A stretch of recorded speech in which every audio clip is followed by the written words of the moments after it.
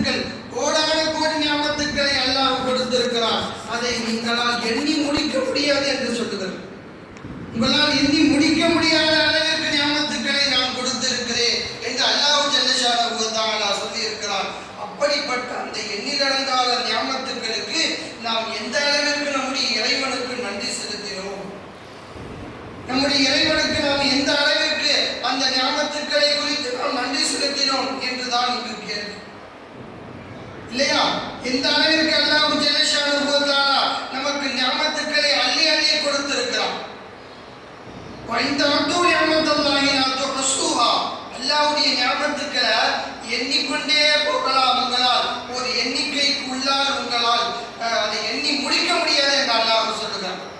100, 1000, 2000, 1,00,000 கோடி என்று எண்ணிக்கொண்டே செல்லலாமே தவிர அதை ஒரு எண்ணிற்குள்ளால் அடக்க முடியாது என்று அல்லாஹ் சொல்லுகிறார்.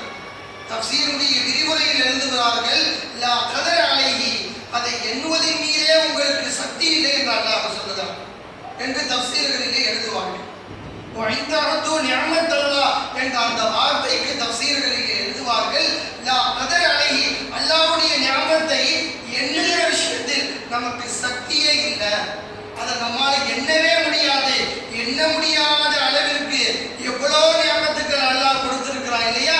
அந்த நியாமத்துக்கு நம்ம எந்த அளவுக்கு அல்லாஹ்வுக்கு நன்றி செலுத்தணும், எந்த அளவுக்கு அல்லாஹ்வுக்கு நம்ம சுக்ரோடு இருந்தோம், நன்றியுணர்வோடு இருந்தோம் என்பதை நாம் சிந்தித்து பார்க்க வேண்டும். அல்லாஹ் ஜல்லஷானஹு வ தஆலா அல்லாஹ் சொல்றான், படைத்த இறைவனுக்கு தெரியுமா இல்லையா தன்னுடைய அடியார்களை குறித்து, தன்னுடைய அடியார் தனக்கு எப்படி இருப்பான் என்று தன்னுடைய ரப்புக்கு தெரியுமா இல்லையா, அவனுடைய ரப்புக்கு தெரியுமா இல்லையா?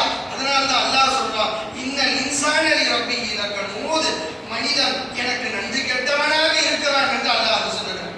அருமையான பெருமக்களே, இறைவனுக்கு நன்றி கெட்ட அடியார்களில் இருக்கும் கூட்டத்தை விட்டும் அல்லாஹ் நம்மை காப்பாற்றுவானாக.